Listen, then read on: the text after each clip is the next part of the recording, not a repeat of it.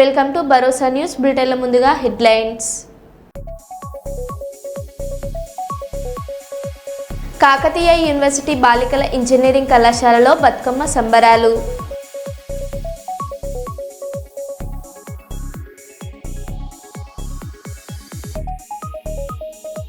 భద్రకాళి అమ్మవారిని దర్శించుకున్న MLC Teenmar Mallanna.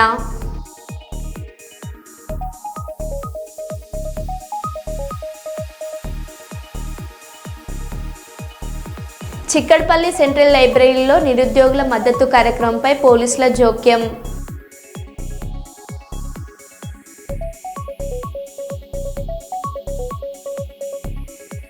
Assembly మెయింటెనెన్స్ను గాలికి వదిలేసిన ప్రభుత్వం.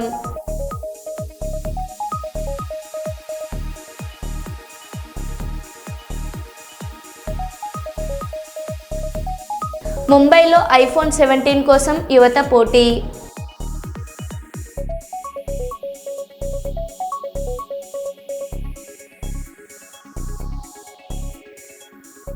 ఇక వివరాల్లోకి వెళ్తే, కర్నూలు జిల్లా కోర్టు ఆవరణలో న్యాయవాదులు హైకోర్టు ఏర్పాటు కోసం ఆందోళన చేశారు. ఎన్నికల సమయంలో కూటమి నాయకులు ఇచ్చిన హామీ మేరకు కర్నూలులో హైకోర్టు బెంచ్ ఏర్పాటు చేస్తామని చెప్పినా ఇప్పటి వరకు అమలు చేయలేదని వారు పేర్కొన్నారు.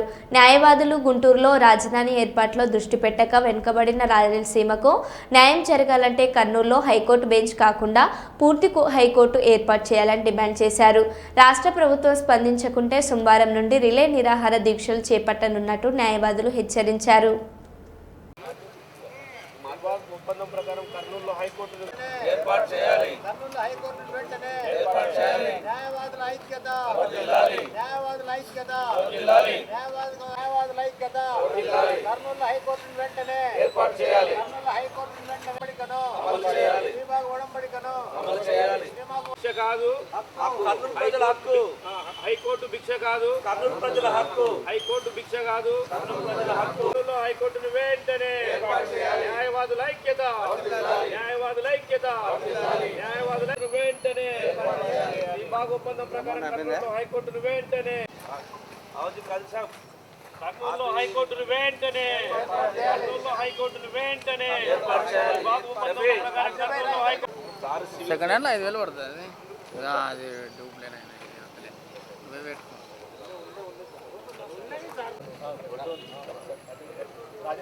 రాకూడదా? మన సమాజంలో అప్పట్లో ఉండే ఆంధ్ర కానీ రాయలసీమ మధ్య వ్యక్తుల మధ్య పెద్ద మనుషుల మధ్య ఒక ఒప్పందం జరిగింది. ఆ ఒప్పందాన్ని మాత్రము స్వాతంత్రం వచ్చిన తర్వాత ఇమీడియట్గా ఆంధ్ర వాళ్ళు తమ పంతం నెగ్గించుకోవడానికి కోసం గుంటూరులో హైకోర్టు ఏర్పాటు చేయడం జరిగింది. అట్లే కర్నూలులో రాష్ట్రం ఏర్పాటు చేయడం జరిగింది మద్రాసు అసెంబ్లీలో జరిగిన తీర్మానం మేరకు. కాకపోతే తర్వాత 1956లో అప్పటి ముఖ్యమంత్రిగా పనిచేస్తూ ఉండిన సంజీవరెడ్డి గారు విశాలాంధ్ర అనే దృక్పథంతో తెలంగాణను కలుపుకొని ముందుకు పోవడం జరిగింది. అక్కడే మనకు పెద్ద అన్యాయం జరిగిపోయింది. యాక్చువల్లీ రాయలసీమకు ఇక్కడి నుంచి ఎట్లా తరలించుకుని పోవాలని కుట్ర ఆంధ్రలో ఉన్నింది.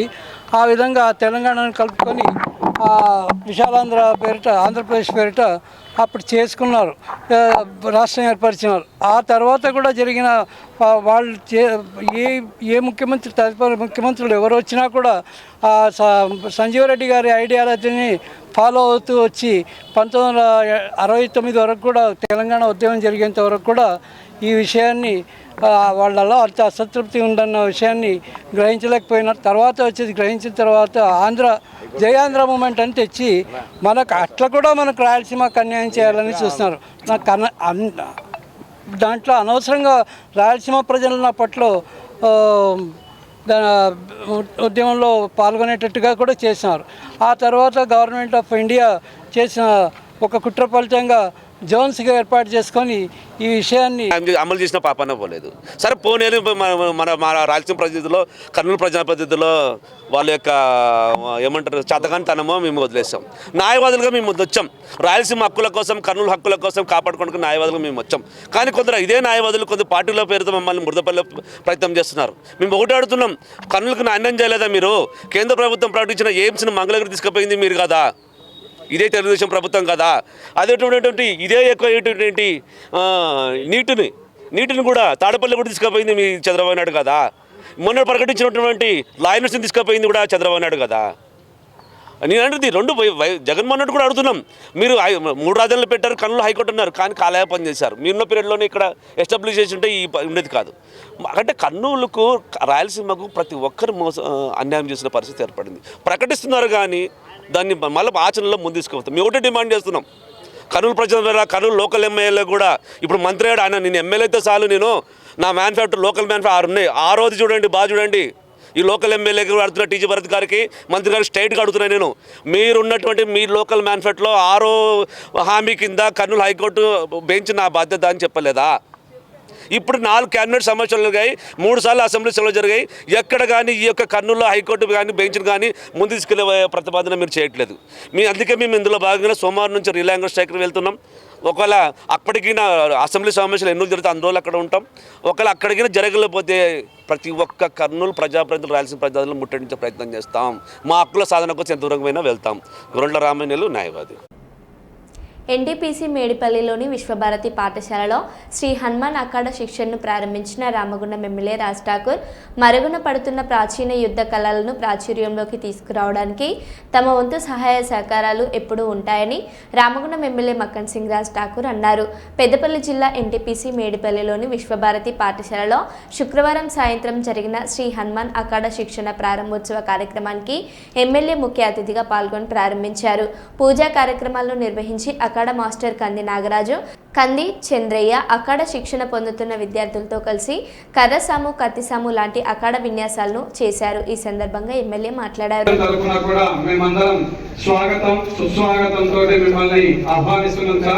Welcome to our Vishwabharati Parivar.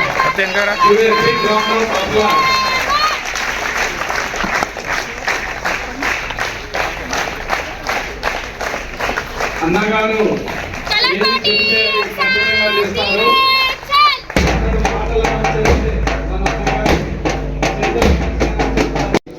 ఈరోజు ప్రోగ్రాంకి మన రామగుండం నియోజకవర్గ అభివృద్ధి పదంలో నడిపిస్తున్నటువంటి రామగుండం ముందు బిడ్డ మన అన్న రామగుండం మక్కన్ సింగ్ రాజ్ ఠాకూర్ గారికి విశ్వభారతి విద్యాసంస్థ తరఫున స్వాగతం, సుస్వాగతం.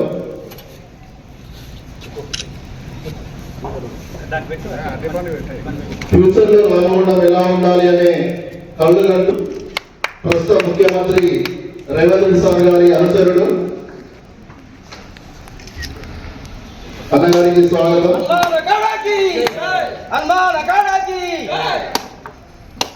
మనతో పాటు కాంగ్రెస్ ముఖ్య నాయకులు పట్టినాయుడు గారికి, శ్రీనివాస్ రెడ్డి గారికి, ఆసిఫ్ పాషా గారికి,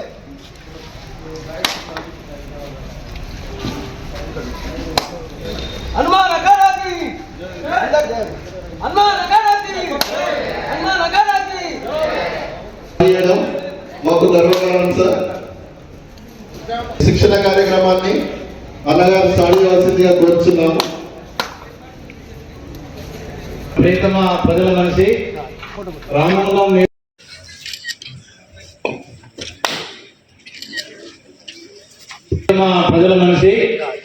రామగుండం నియోజకవర్గాన్ని మాంచెస్టర్ ఆఫ్ ఇండియాగా ఒక సూపర్ మోడల్ గా తయారు చేయాలి.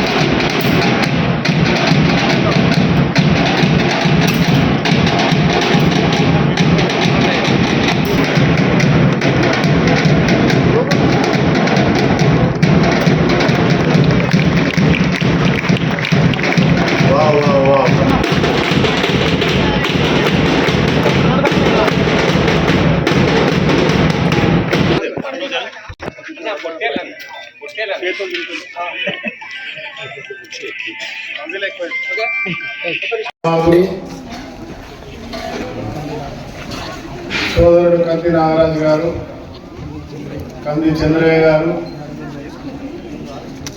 యాదగిరి గౌడ్ గారు, విశ్వభారతి స్కూల్స్ చైర్మన్ తిరుపతి గౌడ్ గారు ఖచ్చితంగా చేపట్టండి.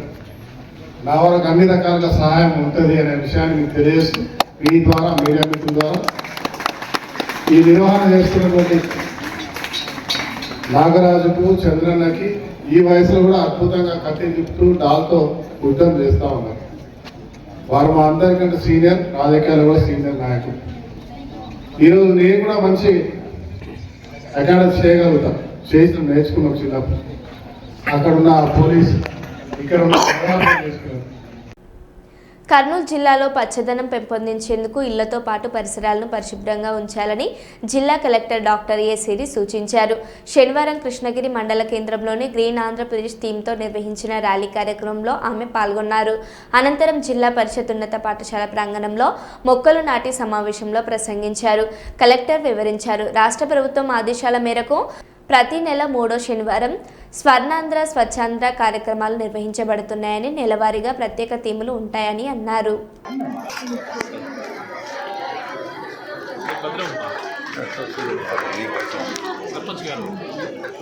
గౌరవ జడ్పీటీసీ గారు మన భాషను కోరారు, వారిని ర్యాస్ మీదకి ఆహ్వానించని కోరారు.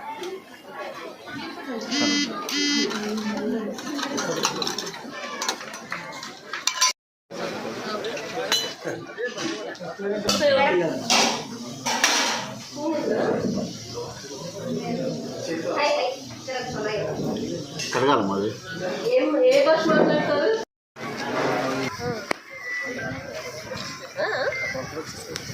అప్పుడప్పుడు వచ్చి చూసుకుంటారు. సరితనంత అన్నం వెళ్ళి కూర అంతా బాగా పడతారా? నీరులాగా కూర అలా బాగా చేస్తారా? వాస్తవాలు చెప్పండి, ఏం పర్వాలేదు. వాస్తవాలు చెప్పుకోదాం అనడం పక్కన పెట్టండి. ముందు అది కరెక్ట్ చేసుకుంటే పిల్లలు మంచి ఆహారం తింటారు కదా. మరి బాగానే చెప్తున్నారా చదువు అది? టీచర్లు కరెక్ట్గా వస్తుంటారు. మీ పిల్లలు ఎప్పుడు మాట్లాడారు మరి వీటి మీద? వెరీ గుడ్ అమ్మా. మీ స్కూల్కి మళ్ళీ మీరే గెస్ట్గా, చీఫ్ గెస్ట్గా రావాలి. ఓకే, బాగా తింటారా మరి? కోడిగుడ్డు, ఆకుకూరలు, బెల్లం, చెక్కి అవన్నీ తింటారా? ఎలా ఉంది స్కూల్లో భోజనం? మాది కేజీబీ. మీ కేజీబీ ఇదే చెప్పండి. మీరు ఇలాగే చెప్తారు, సెపరేట్గా పిలిస్తే చెప్తారు.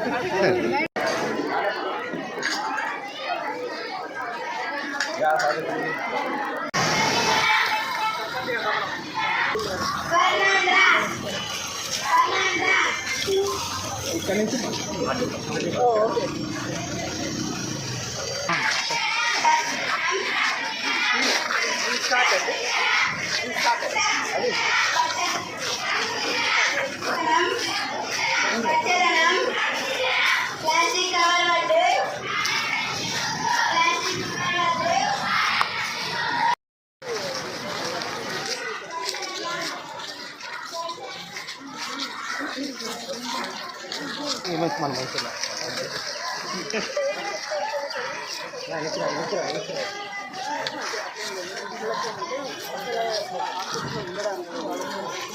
థీమ్తో 3వ శనివారం కార్యక్రమం స్వర్ణాంధ్ర స్వచ్ఛాంధ్ర కార్యక్రమం ఏర్పాటు చేయడం జరిగింది.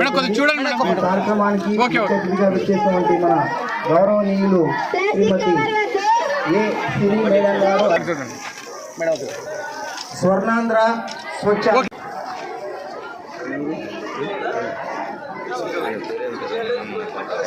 తెలియజేసుకుంటున్నాం మేడం. తీసుకుంటే మన కర్నూలు జిల్లాలో 7% మాత్రమే చెట్లు కవర్ అయి ఉంది. అది 33% టార్గెట్ అండి. 50% వరకు చెయ్యాలని చెప్పి ప్రభుత్వం నిర్ణయించింది. సో ఇంకా మనం 7%లోనే ఉన్నాం కాబట్టి మొక్కలు నాటడంలో మొక్కలు ఇంకా ఎక్కువగా నాటాలి. ఇదే విషయం మన పీడీ డ్వామా గారికి కూడా చెప్పడం జరిగింది. మెయిన్గా 5,000 మొక్కలు ఈ సంవత్సరం నాటాము. ప్లాంటేషన్ డ్రైవ్ కింద సెప్టెంబర్లో ఇంకొక 5,000 మొక్కలు నాటండి అని చెప్పి వారిని కోరడం జరిగింది. ఎందుకంటే కర్నూలు జిల్లాలో సగం వరకు మనకి కరువు ప్రాంతం, డ్రాట్ వచ్చే ప్రాంతం కాబట్టి ముఖ్యంగా మనం ఈ ప్లాంట్స్ మొక్కలు పెంచుకుంటే చాలా వరకు మనం మన ఫ్యూచర్ జనరేషన్స్కి మంచి వాతావరణం ఇవ్వగలుగుతాము. మీ అందరికీ తెలుసు ఎక్కువ మంది పిల్లలు ఉన్నారు అండ్ ఎక్కువ మంది మహిళలు ఉన్నారు ఇక్కడ. మొక్కలు నాటితే అందరికీ మంచిదండి. పొల్యూషన్ తగ్గుతుంది, గ్రౌండ్ వాటర్ రీఛార్జ్ అవుతుంది. ముఖ్యంగా మనకి ఏదైతే ఆక్సిజన్ మనకి కంపల్సరీ అవసరమో, మనకి కోవిడ్ టైంలో ఆక్సిజన్ కావాలి అని చెప్పి చాలా మంది అనుకున్నాం. ఆక్సిజన్ అనేది చాలా చాలా ఇంపార్టెంట్ వాయువు మనకి. సో ఆక్సిజన్ పెంచే కార్యక్రమం అవుతుంది ఇది. కాబట్టి మొక్కలు అందరూ నాటాలి. నాటిన మొక్కల్ని ఇందాక వక్తలు చెప్పిన లైఫ్ స్టైల్లో చేస్తే ఖచ్చితంగా ప్లాస్టిక్ మనం వాడకుండా నివారించవచ్చండి. సో దయచేసి అందరూ కూడా ఆ దిశగా అడుగులు వేయాలని చెప్పి కోరుకుంటున్నాను. అలాగే ఇప్పుడు మనకి గ్రౌండ్ వాటర్కి సంబంధించి ఇక్కడ కర్నూలు జిల్లాలో నాకు తెలిసింది ఏంటంటే గోదావరికని లక్ష్మీనగర్ మరో 2 రోజుల్లో ప్రారంభం కానున్న బతుకమ్మ పండుగను ముందస్తుగా జరుపుకుంటూ ఫెంటాస్టిక్ ఫ్రెండ్స్ కిట్టి పార్టీ ఆధ్వర్యంలో ఘనంగా బతుకమ్మ వేడుకలు నిర్వహించబడ్డాయి.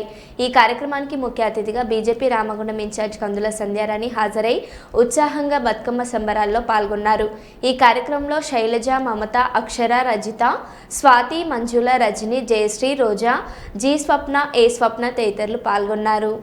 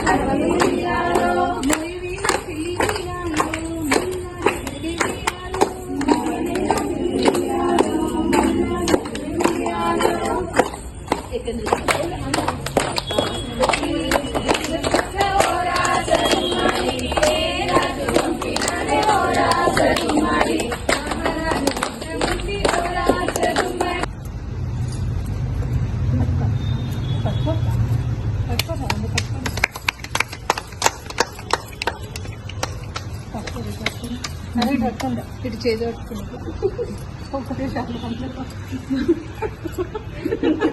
ఒక్కటే కప్తారు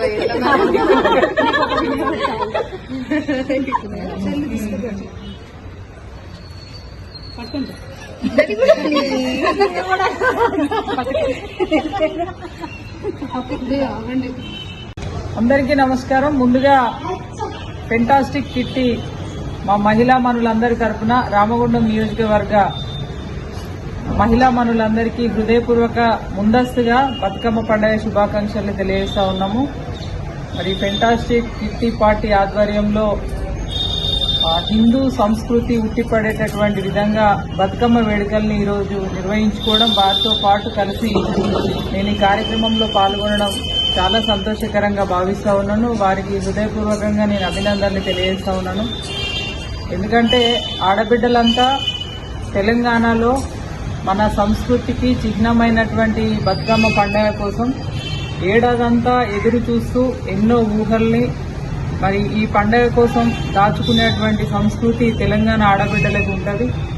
ముఖ్యంగా ఈ మనము పురాణాల్లో చూసుకున్నట్టయితే ఇప్పుడంటే మనము ఈ డీజే పాటలు, తర్వాత కోలాటాలు ఇలాంటివి వచ్చినాయి. కానీ ఒకప్పుడు మన అమ్మమ్మల కాలం నాడు బతుకమ్మ చప్పట్లతోటి బతుకమ్మ చుట్టూ వలయాకారంలో తిరుగుతూ ఎప్పుడో మన బతుకు చిత్రాన్ని చూపించేటువంటి పాటలు, రామ రామ రామ ఉయ్యాలో, రామనే శ్రీరామ ఉయ్యాలో, ఇద్దరక్క జల్లాలను ఉయ్యాలో, ఉప్పురికి చిరి ఉయ్యాలో, ఒకడే మాయన్న ఉయ్యాలో, వచ్చన్న పొడాయ ఉయ్యాలో అని ఇట్లా మన బ్రతుకు చిత్రాన్ని చూపించేటువంటి పాటల్ని పాడుతూ వలయాకారంలో చప్పట్లతో మహిళలంతా ఒక ఐక్యతతోటి తిరగడం అనేది చాలా అద్భుతంగా ఉండేది. మరి ఆ పాత పద్ధతుల్ని మళ్ళొకసారి గుర్తు చేస్తూ మా ఫెంటాస్టిక్ కిట్టి మహిళలంతా కూడా ఇలా పాటలు పాడుతూ బతుకమ్మ చప్పట్లతో ఆడడం, చాలా సంబంధాలు అయిపోయినాయి. ఒకరికొకరు మన లోపల ఉన్నటువంటి భావాలను చెప్పుకోవడానికి తోడు అక్క చెల్లెళ్ళు, ఫ్రెండ్స్ కావచ్చు, లేదా ఎవరితో కూడా షేర్ చేసుకున్నటువంటి పరిస్థితి లేదు రాను రాను అన్ని కూడా.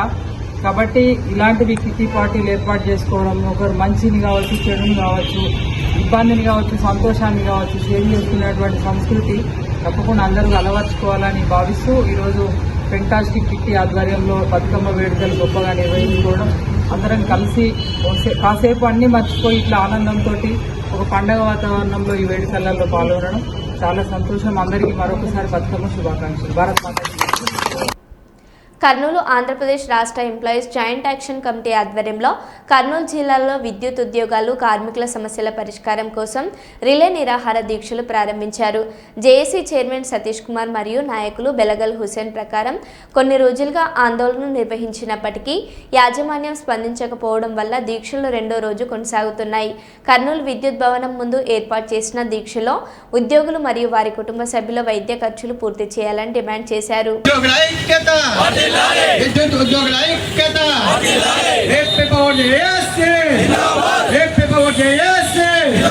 విద్యుత్ ఉద్యోగుల కార్మికులను వెంటనే, కాంట్రాక్ట్ కార్మికులను వెంటనే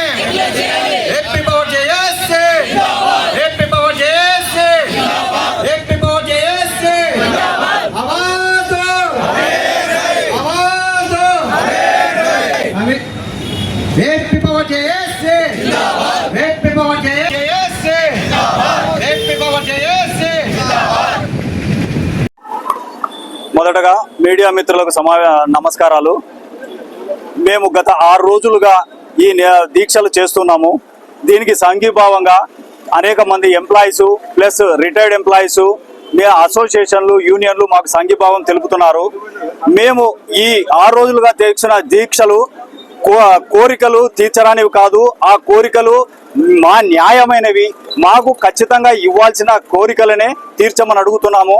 ఇందులో పర్మనెంట్ రెగ్యులర్ కాంట్రాక్ట్ లేబర్లని పర్మనెంట్ చేయాలని, వాళ్ళకి సమాన పనికి సమాన వేతనం ఇవ్వాలని అడుగుతున్నాము. అలాగే ఈపీఎఫ్ టు జీపీఎఫ్ గవర్నమెంట్ లో 2004 ఆగస్టు వరకు జీపీఎఫ్ అమలు చేస్తున్నారు. కానీ మా డిపార్ట్మెంట్ లో ఫిబ్రవరి 99 వరకే అమలు చేశారు. దాన్ని గవర్నమెంట్ తో సమానంగా మాకు వాళ్ళకు కూడా అది ఇవ్వాలని కోరుతున్నాము. అలాగే ఈపీఎఫ్ వాళ్ళు జాబ్ చేస్తూ రిటైర్ అయినారంటే వాళ్ళకు పెన్షన్ 3000, 4000 ఆ రేంజ్ లో వస్తున్నాయి. వాళ్ళు జీతాలు తీసుకొని సడన్ గా 4000, 5000 తీసుకోవాలంటే వాళ్ళకు చాలా ఇబ్బందికరమైన పరిస్థితి ఉంది. అలాగే జేఎల్ఎం గ్రేడ్ 2లు మా దాంట్లో దగ్గర 7500 మంది జేఎల్ఎం గ్రేడ్ 2లు జాయిన్ అయ్యారు. జాయిన్ అయ్యి వాళ్ళలో దగ్గర 250 నుంచి 300 మంది దెబ్బలు అంటే పతాన్ని కాంట్రాక్ట్ లేబర్లుగా మా దాంట్లో పనిచేస్తూ గత 25 నుంచి 30 సంవత్సరాలుగా పనిచేస్తున్న కార్మికులకు దాంట్లో వాళ్ళని విలీనం చేయించుకోవాలని చెప్పి మాది డిమాండ్. అలాగే ఈ రోజు రిలే నిరాహార దీక్షలు 2 రోజులు క్లోజ్ అవుతాయి. సోమవారం మాది ర్యాలీ ఉంది.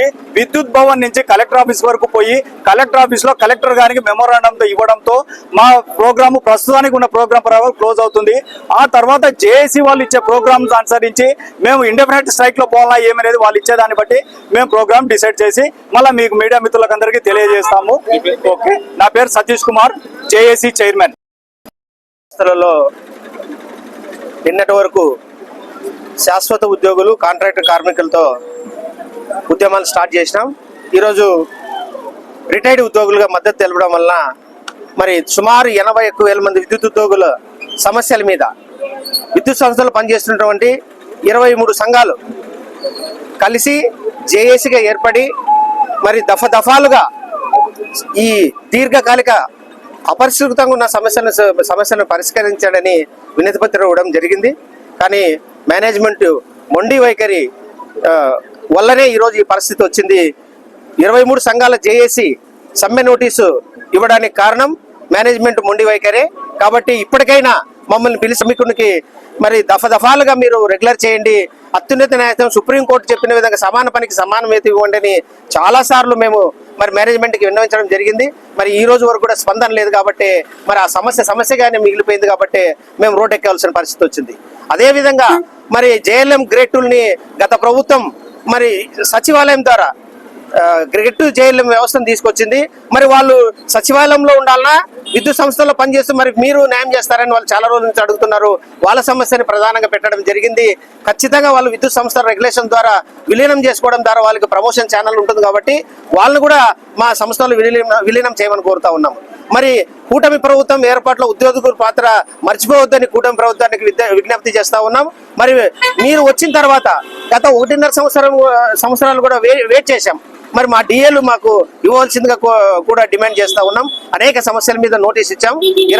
22న జరిగే ర్యాలీ తర్వాత రాష్ట్ర జేఏసీ మరొకసారి కూర్చొని మరి సమస్యల పరిష్కారం అవుతే మరి నిరవధిక సమ్మెకు యాక్షన్ ప్లాన్ తయారు చేసి సిద్ధంగా ఉంది. కాబట్టి మీ మీడియా మిత్రుల ద్వారా ప్రభుత్వానికి మేనేజ్మెంట్కి విజ్ఞప్తి చేస్తామని రాష్ట్ర జేఏసీ బాధ్యులు. మరో బులెటిన్లో మళ్ళీ కలుద్దాం. Stay tune.